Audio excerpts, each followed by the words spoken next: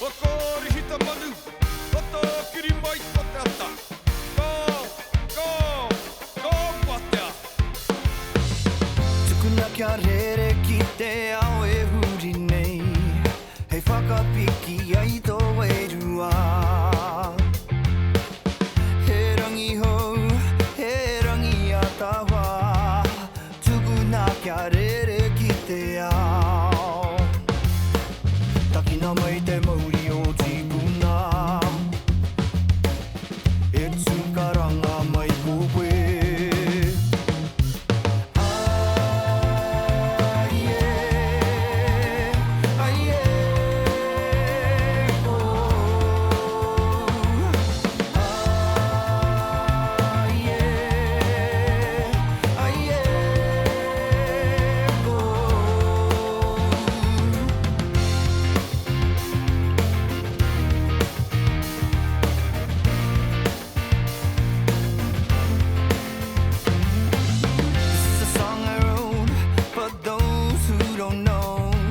Ashamed of who they are and where they're from.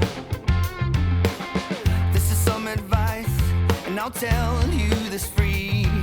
Don't ever be ashamed of who you are.